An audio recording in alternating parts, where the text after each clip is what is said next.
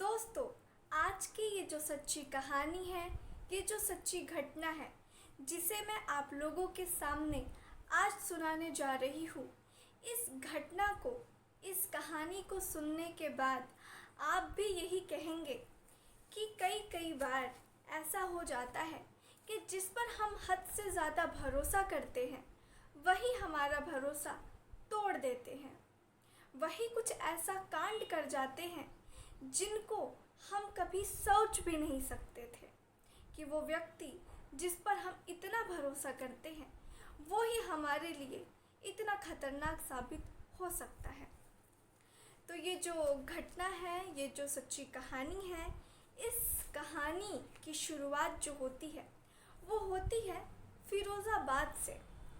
तो फ़िरोज़ाबाद में एक एक व्यक्ति का किसी व्यक्ति पर भरोसा करना इतना ज़्यादा भारी पड़ गया कि ना चाहते हुए भी किस तरीके से हत्या कर दी जाती है, इसका ये मामला है। तो चलिए इस कहानी को विस्तार से समझते हैं। नमस्ते, आदाब, सत श्री अकाल। मैं आ गई हूँ फिर से एक सच्ची घटना और कहानी के साथ। आज की ये घटना को सुनाने का उद्देश्य आप में से किसी की भी भावनाओं को ठेस पहुंचाना, आहत करना कतई नहीं है, बल्कि समाज में घट रही घटनाओं से आप लोगों को जागरूक करना है।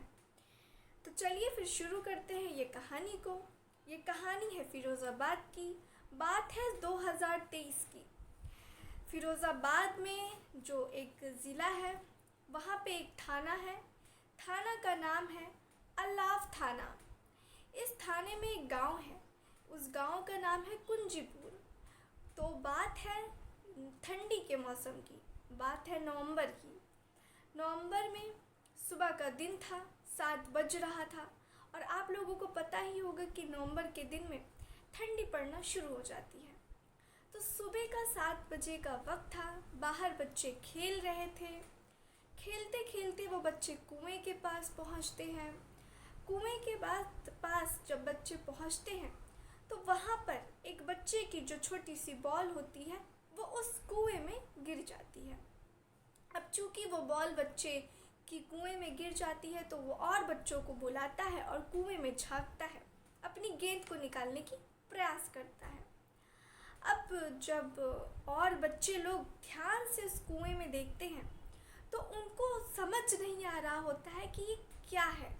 लेकिन जब वो बहुत ही ज़्यादा पास जा कर के अपने ध्यान से देखते हैं तो वो उनकी चीखें निकल जाती हैं। वो बच्चे चिल्लाने लगते हैं ज़ोर ज़ोर से और गांव के लोग वहाँ इकट्ठा हो जाते हैं और कहते हैं कि वो बच्चे उनसे कि इस कुएं के अंदर कुछ तो गड़बड़ है। तो जब गांव वाले लोग बच्चों की बात सुन करके उस कुएं के पास पहुँचते हैं तो वाकई में वो लोग हैरान रह जाते हैं। उस कुएं में दरअसल एक लाश थी। अब जो वो लाश को देखते तो वो घबरा जाते, क्योंकि लाश एकदम जली हुई थी, एकदम चीथड़े उड़े हुए थे। अब वहीं पास का एक व्यक्ति फ़ोन कर देता है थाने में। अब थाने में फ़ोन जाता है, थानेदार लोग वहाँ से आते हैं, पुलिस लोग जांच पड़ताल शुरू करते हैं, डेड बॉडी को बाहर निकाला जाता है, वहाँ पर पोस्टमार्टम के लिए भेज दिया जाता है। और पुलिस लोग ये पता करने की कोशिश भी करती है कि आखिर क्या मामला है, ये किसकी लाश हो सकती है। अब कुछ पुलिस के कर्मचारी लोग कुएं के नीचे उतरते हैं कि शायद कुछ सुराग मिल जाए, कुछ प्रूफ मिल जाए कि ये व्यक्ति कौन है। कुएं में उतरते हैं, जांच पड़ताल की जाती है, कुछ हाथ नहीं लगता है। उसके बाद जो ये लाश है उसको पोस्टमार्टम के लिए भेज दिया जाता है। उसके बाद जो गांव वाले थे उनसे पूछताछ की जाती है कि क्या किसी के गांव में, किसी के घर में कोई गुमशुदा है, कोई गायब हुआ है जिसकी ये लाश हो सकती है, या किसी की हत्या की गई हो, या जो कुछ भी है। ये मामला ऐसे ही पुलिस निपटा रही थी। 2-3 दिन हो जाते हैं, पुलिस को कोई भी सुराग नहीं मिलता है। अब पुलिस परेशान हो जाती है कि ये मामला इतना बड़ा है, इतना गंभीर है, इसकी जांच पड़ताल का कुछ पता, कुछ सुराग मिल नहीं रहा है, आखिर व्यक्ति कौन है। अब 2-3 दिन के बाद पुलिस के थाने में एक बूढ़ा व्यक्ति पहुंचता है और वो एसएचओ से मिलता है और एसएचओ से कहता है कि मैं आपसे कुछ बात करना चाहता हूँ। एसएचओ कहते हैं कि हाँ बताइए। अब वो कहता है कि वो जो लाश मिली है उस दिन, अब ये बात बोल करके वो चुप हो जाता है और घबराने लगता है। फिर वो कुछ कहने की कोशिश करता है मगर फिर वो चुप हो जाता है। अब जो एसएचओ साहब रहते हैं वो कहते हैं कि आपको जो कहना है वो खुल के बोलिए, ऐसे तो हम लोग नहीं समझ पाएंगे आपकी बात को। तो वो लोग उसको बोलते हैं अपनी बात अच्छे से रखने के लिए। अब वो बूढ़ा व्यक्ति बहुत ही ज़्यादा परेशान होके कहता है कि देखिए मुझे सही तो नहीं पता है, लेकिन मुझे ऐसा लगता है कि ये मेरा साला है, ये मेरे साले की डेड बॉडी है। अब पुलिस ये सुन के हैरान रह जाती है कि जिसके बारे में कुछ पता नहीं चल रहा था अचानक से उसका सुराग मिल गया और ये कहते हैं कि इनके साले हैं। फिर पुलिस पूछती है कि आप इतने भरोसे से कैसे कह सकते हैं कि ये आपके साले ही हैं। तो वो व्यक्ति कहता है कि मुझे भरोसा तो नहीं है पूरा, लेकिन मुझे ऐसा लगता है उस व्यक्ति के कपड़े से और उसकी जो लंबाई है उस हिसाब से कि ये मेरा साला है। अब पुलिस कहती है कि अच्छा। अब पुलिस जाती है उस डेड बॉडी के पास, पोस्टमार्टम जहाँ होता है वहाँ पे वो जो कपड़े होते हैं वो कपड़े की शनाख्त पहचान करवाती है, दिखाती है उनको। उसके बाद उनकी जो और भी फ़ोटोज़ ली जाती हैं उस टाइम की वो दिखाती है, मिलाती है, शनाख्त कराती है। तो वो व्यक्ति कहता है कि हाँ यही मेरा साला है। अब जो पुलिस होती है वो कहती है कि आखिर इनकी हत्या कैसे हुई, क्या इनकी किसी से दुश्मनी थी? तो वो व्यक्ति कहता है कि नहीं, उसकी तो किसी से कोई दुश्मनी नहीं थी, वो हमारे गांव में कभी कभी ही आया करता था और उसकी किसी से किसी भी तरह की कोई अनबन भी नहीं थी। तो फिर पुलिस कहती है कि तो हो सकता है कि आपकी किसी से अनबन रही हो, इस वजह से किसी ने आपका बदला निकालने के चक्कर में आपके साले को ही मार दिया हो, क्योंकि लोग ये करते हैं, जीजा से झगड़ा लड़ाई हो तो लोग उनके साले पे बदला निकालते हैं, तो शायद ऐसा कुछ मामला हो। तो वो कहते हैं कि मैं तो बहुत ही ज़्यादा घर में रहने वाला व्यक्ति हूँ, मेरी किसी से भला दुश्मनी क्या हो सकती है? आप पूरे गांव में पता कर लीजिए, मेरी किसी से कहीं भी कोई दुश्मनी नहीं है। अब पुलिस को समझ नहीं आ रहा था कि जिस व्यक्ति की किसी से कोई दुश्मनी नहीं है वो भला कैसे उसकी हत्या इतने दर्दनाक तरीके से कर दी गई। दरअसल ये जो इसका साला रहता है उनके साले का नाम रहता है रामविलास उर्फ पप्पू। ये जो रामविलास उर्फ पप्पू रहते हैं ये मैनपुरी ज़िला के रहने वाले रहते हैं। मैनपुरी में एक थाना लगता है करहल थाना। तो इनके जो पिता हैं उनका नाम है मिश्रीलाल और इनकी 2 बहन हैं, यानी कि ये जो रामविलास है इनकी 2 बहन हैं और मिश्रीलाल की 2 बेटियां हैं। दोनों की शादी हो चुकी है। जो बड़ी बेटी है सरिता, उसकी भी शादी हो गई और जो छोटी बेटी है वो अलाव थाना में ही रहती है। अब पूछताछ की जाती है गांव वालों से, तो गांव वाले बताते हैं कि ये जो रामविलास है यानी कि उर्फ पप्पू, इसका एक लड़की जिसका नाम खुशी सिंह है उसके घर पे बहुत ज़्यादा आना जाना था। अब यानी कि जो पुलिस रहती है उसको थोड़ा शक होता है और अब जब इस मामले में, इस मैटर में एक लड़की का नाम निकल के आया तो लोग इस मैटर को कहीं और तरीके से जोड़ कर देखने लगे, एक नया रुख मोड़ लिया इस मैटर ने। अब पुलिस इस लड़की का घर पता करके खुशी सिंह के घर पे पहुंचती है। अब जब वहां पहुंचती है तो उस घर पे खुशी सिंह नहीं मिलती है और ना ही उस घर में कोई भी सदस्य मिलता है, या ये कहा जाए कि उनके घर पे ताला लगा होता है। अब पुलिस का शक यकीन में बदल चुका था कि ये लोगों ने ही कुछ किया है और डर से पुलिस के ये लोग फरार हो गए हैं।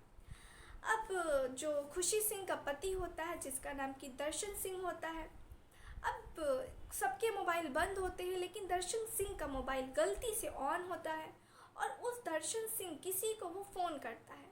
अब उसी के माध्यम से इनकी कॉल डिटेल निकल जाती है और इनकी लोकेशन को ट्रेस कर लेती है पुलिस।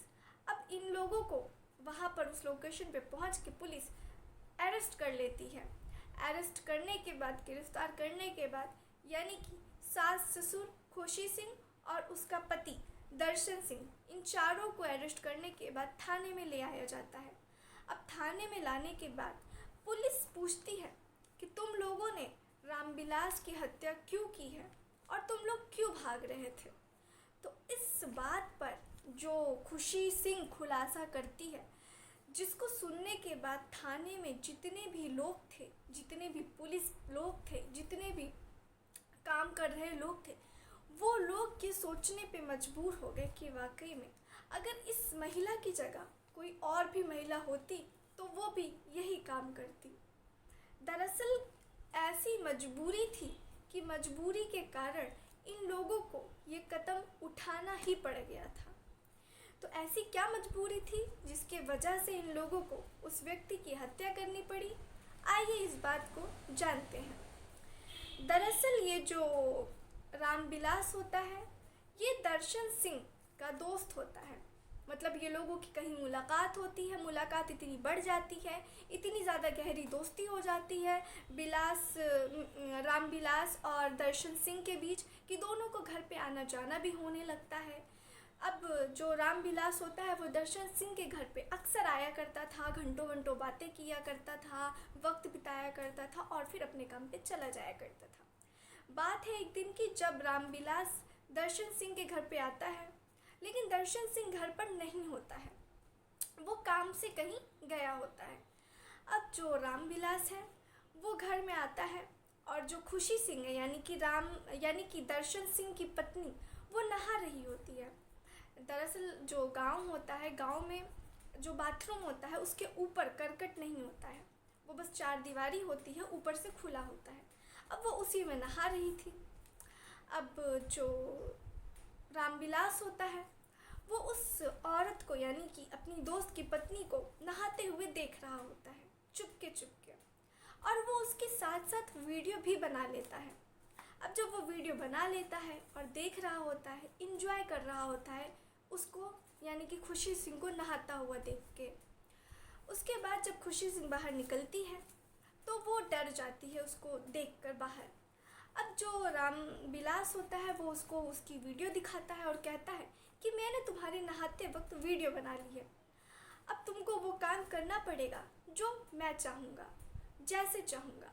अब खुशी सिंह क्योंकि थोड़ी गर्म मिजाज की लड़की होती है, लेकिन उसकी दाल यहाँ नहीं गलती है, क्योंकि अब वो क्या ही कर सकती थी, अब वो बेबस हो चुकी थी। वो उसको कहती है कि तुम ऐसा कैसे कर सकते हो, तुम ऐसा मत करो।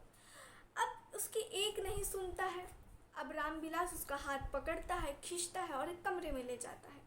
कमरे में ले जाने के बाद अब वो उसके साथ ज़बरदस्ती शारीरिक संबंध बनाने लगता है और उसको बहुत ही ज़्यादा हैवानियत और दरिंदगी दिखाने लगता है।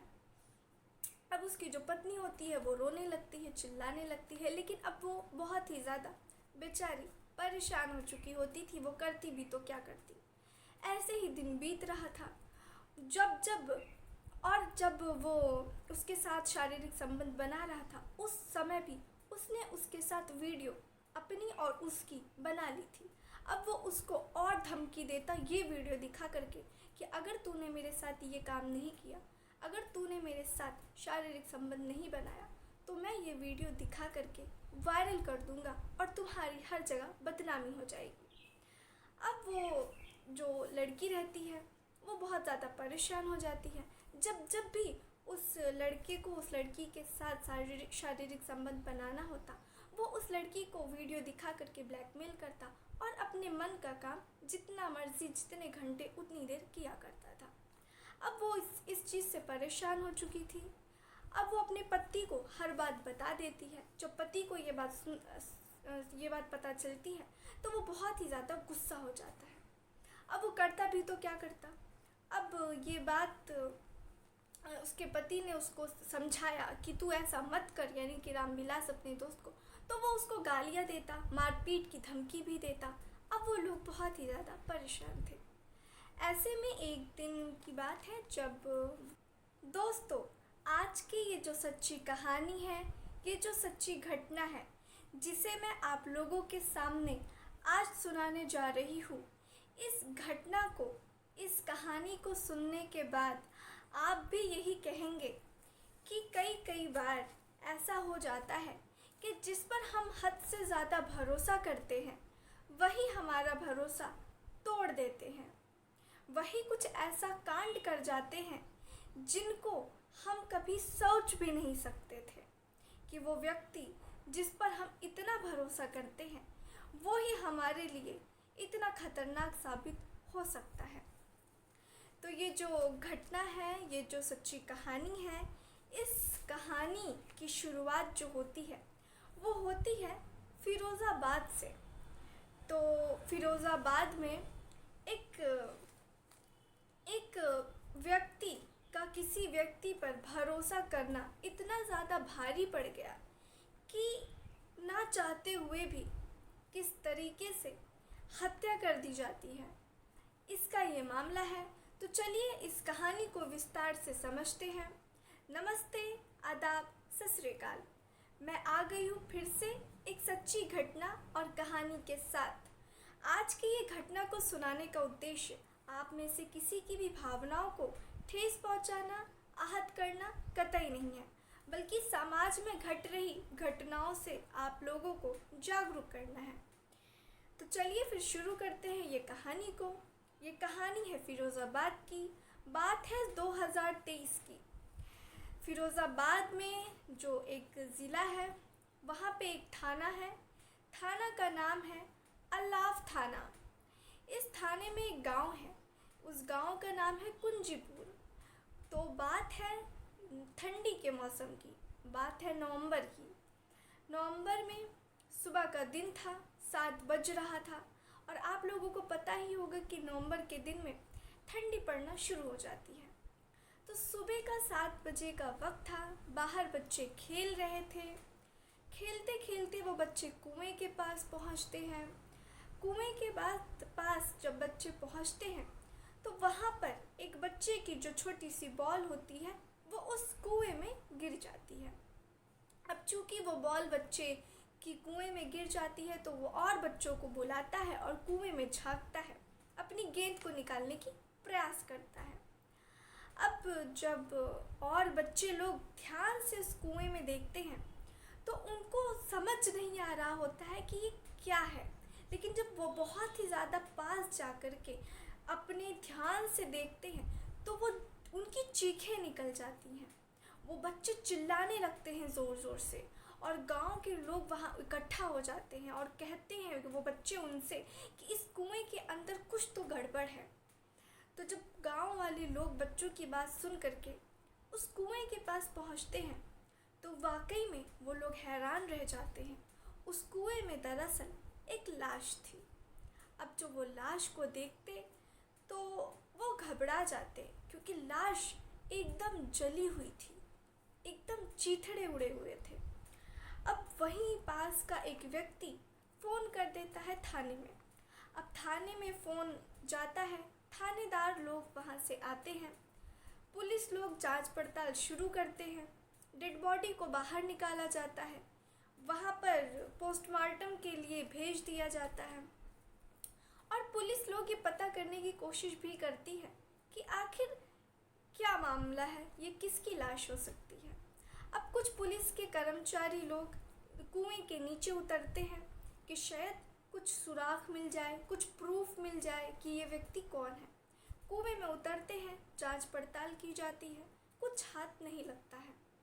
उसके बाद जो ये लाश है उसको पोस्टमार्टम के लिए भेज दिया जाता है। उसके बाद जो गांव वाले थे उनसे पूछताछ की जाती है कि क्या किसी के गांव में, किसी के घर में कोई गुमशुदा है, कोई गायब हुआ है जिसकी ये लाश हो सकती है, या किसी की हत्या की गई हो, या जो कुछ भी है। ये मामला ऐसे ही पुलिस निपटा रही थी।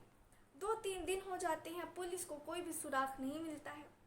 अब पुलिस परेशान हो जाती है कि ये मामला इतना बड़ा है, इतना गंभीर है, इसकी जांच पड़ताल का कुछ सुराग मिल नहीं रहा है, आखिर व्यक्ति कौन है।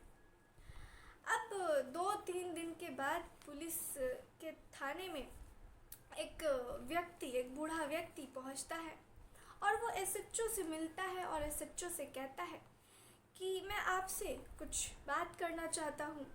एसएचओ कहते हैं कि हाँ बताइए। अब वो कहता है कि वो जो लाश मिली है उस दिन, अब ये बात बोल करके वो चुप हो जाता है और घबराने लगता है। फिर वो कुछ कहने की कोशिश करता है मगर फिर वो चुप हो जाता है। अब जो एसएचओ साहब रहते हैं वो कहते हैं कि आपको जो कहना है वो खुल के बोलिए, ऐसे तो हम लोग नहीं समझ पाएंगे आपकी बात को। तो वो लोग उसको बोलते हैं अपनी बात अच्छे से रखने के लिए।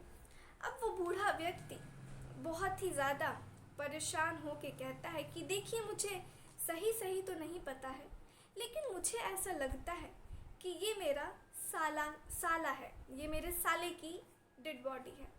अब पुलिस ये सुन के हैरान रह जाती है कि जिसके बारे में कुछ पता नहीं चल रहा था, अचानक से उसका सुराग मिल गया और ये कहते हैं कि इनके साले हैं। फिर पुलिस पूछती है कि आप इतने भरोसे से कैसे कह सकते हैं कि ये आपके साले ही हैं। तो वो व्यक्ति कहता है कि मुझे भरोसा तो नहीं है पूरा, लेकिन मुझे ऐसा लगता है उस व्यक्ति के कपड़े से और उसकी जो लंबाई है उस हिसाब से कि ये मेरा साला है। अब पुलिस कहती है कि अच्छा। अब पुलिस जाती है उस डेड बॉडी के पास, पोस्टमार्टम जहाँ होता है वहाँ पे वो जो कपड़े होते हैं वो कपड़े की शनाख्त पहचान करवाती है, दिखाती है उनको। उसके बाद उनकी जो और भी फ़ोटोज़ ली जाती हैं उस टाइम की, वो दिखाती है, मिलाती है, शनाख्त कराती है। तो वो व्यक्ति कहता है कि हाँ, यही मेरा साला है। अब जो पुलिस होती है वो कहती है कि आखिर इनकी हत्या कैसे हुई, क्या इनकी किसी से दुश्मनी थी? तो वो व्यक्ति कहता है कि नहीं, उसकी तो किसी से कोई दुश्मनी नहीं थी, वो हमारे गांव में कभी कभी ही आया करता था और उसकी किसी से किसी भी तरह की कोई अनबन भी नहीं थी। तो फिर पुलिस कहती है कि तो हो सकता है कि आपकी किसी से अनबन रही हो, इस वजह से किसी ने आपका बदला निकालने के चक्कर में आपके साले को ही मार दिया हो, क्योंकि लोग ये करते हैं, जीजा से झगड़ा लड़ाई हो तो लोग उनके साले पे बदला निकालते हैं, तो शायद ऐसा कुछ मामला हो। तो वो कहते हैं कि मैं तो बहुत ही ज़्यादा घर में रहने वाला व्यक्ति हूँ, मेरी किसी से भला दुश्मनी क्या हो सकती है? आप पूरे गांव में पता कर लीजिए, मेरी किसी से कहीं भी कोई दुश्मनी नहीं है। अब पुलिस को समझ नहीं आ रहा था कि जिस व्यक्ति की किसी से कोई दुश्मनी नहीं है वो भला कैसे उसकी हत्या इतने दर्दनाक तरीके से कर दी गई। दरअसल ये जो इसका साला रहता है, उनके साले का नाम रहता है रामविलास उर्फ पप्पू। ये जो रामविलास उर्फ पप्पू रहते हैं ये मैनपुरी ज़िला के रहने वाले रहते हैं। मैनपुरी में एक थाना लगता है, करहल थाना। तो इनके जो पिता हैं उनका नाम है मिश्रीलाल और इनकी दो बहन हैं, यानी कि ये जो रामविलास है इनकी दो बहन हैं और मिश्रीलाल की दो बेटियां हैं। दोनों की शादी हो चुकी है। जो बड़ी बेटी है सरिता, उसकी भी शादी हो गई और जो छोटी बेटी है वो अलाव थाना में ही रहती है। अब पूछताछ की जाती है गांव वालों से, तो गांव वाले बताते हैं कि ये जो रामविलास है यानी कि उर्फ पप्पू, इसका एक लड़की जिसका नाम खुशी सिंह है उसके घर पे बहुत ज़्यादा आना जाना था। अब यानी कि जो पुलिस रहती है उसको थोड़ा शक होता है और अब जब इस मामले में, इस मैटर में एक लड़की का नाम निकल के आया तो लोग इस मैटर को कहीं और तरीके से जोड़ कर देखने लगे, एक नया रुख मोड़ लिया इस मैटर ने। अब पुलिस इस लड़की का घर पता करके खुशी सिंह के घर पे पहुंचती है। अब जब वहां पहुंचती है तो उस घर पे खुशी सिंह नहीं मिलती है और ना ही उस घर में कोई भी सदस्य मिलता है, या ये कहा जाए कि उनके घर पे ताला लगा होता है। अब पुलिस का शक यकीन में बदल चुका था कि ये लोगों ने ही कुछ किया है और डर से पुलिस के ये लोग फरार हो गए हैं। अब जो खुशी सिंह का पति होता है जिसका नाम कि दर्शन सिंह होता है, अब सबके मोबाइल बंद होते हैं लेकिन दर्शन सिंह का मोबाइल गलती से ऑन होता है और उस दर्शन सिंह किसी को वो फ़ोन करता है। अब उसी के माध्यम से इनकी कॉल डिटेल निकल जाती है और इनकी लोकेशन को ट्रेस कर लेती है पुलिस। अब इन लोगों को वहाँ पर उस लोकेशन पे पहुँच के पुलिस अरेस्ट कर लेती है। अरेस्ट करने के बाद, गिरफ्तार करने के बाद, यानी कि सास ससुर खुशी सिंह और उसका पति दर्शन सिंह, इन चारों को अरेस्ट करने के बाद थाने में ले आया जाता है। अब थाने में लाने के बाद पुलिस पूछती है कि तुम लोगों ने रामविलास की हत्या क्यों की है और तुम लोग क्यों भाग रहे थे।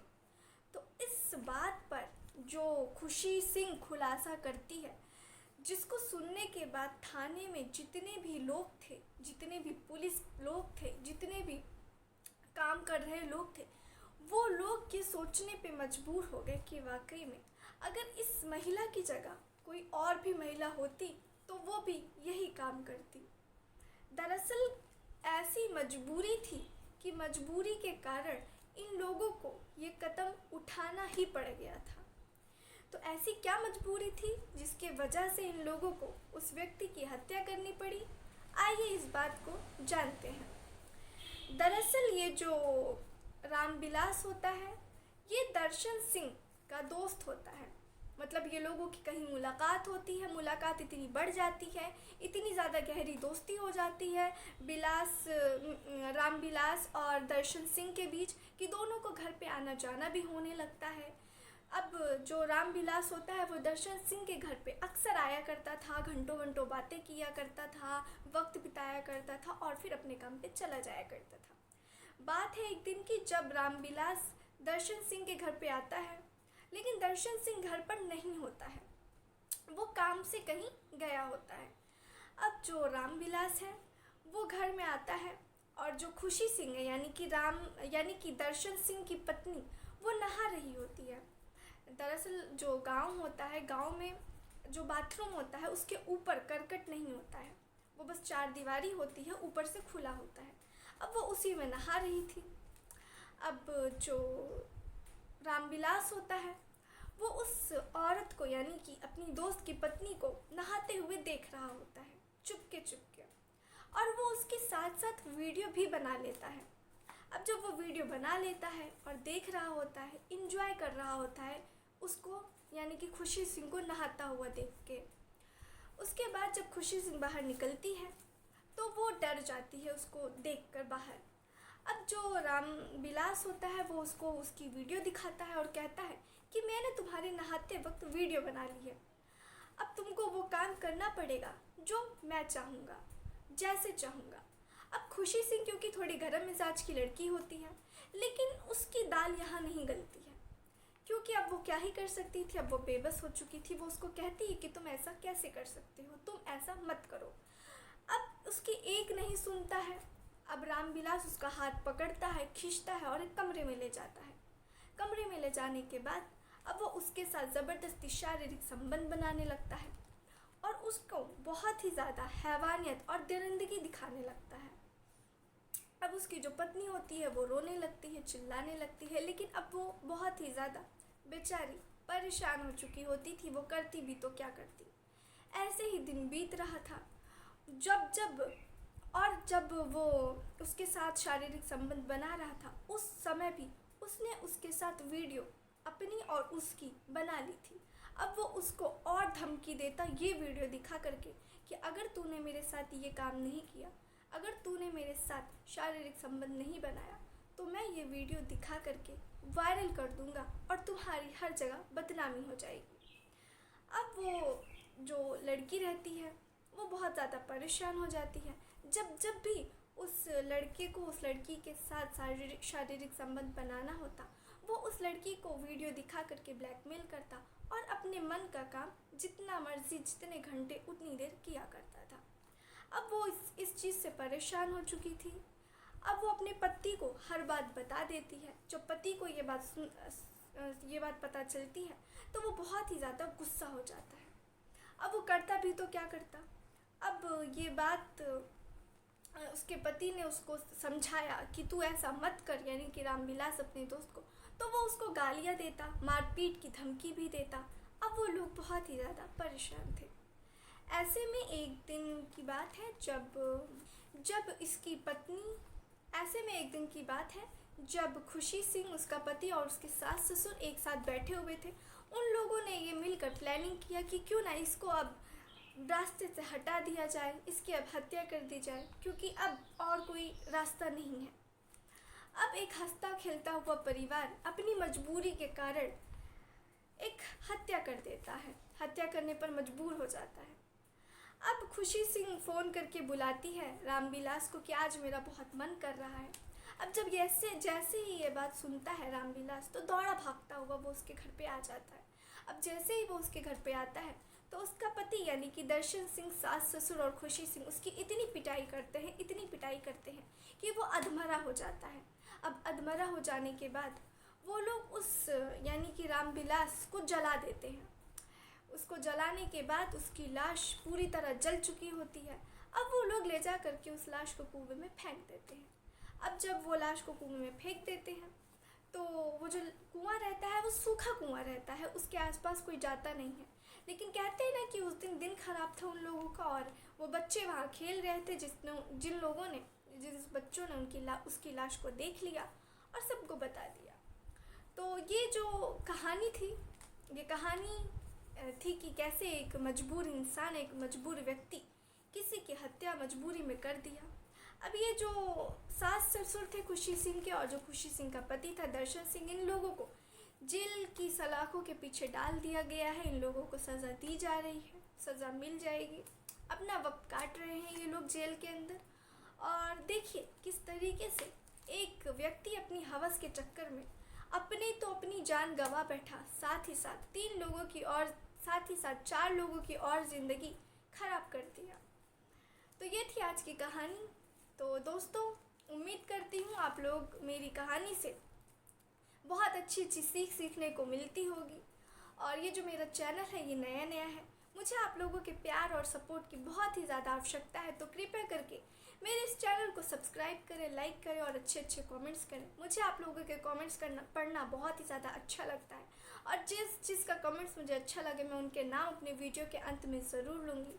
तो चलिए फिर मिलते हैं किसी ऐसी ही सच्ची घटना के साथ। तब तक के लिए आप लोग सावधान रहें, सतर्क रहें। जय हिंद।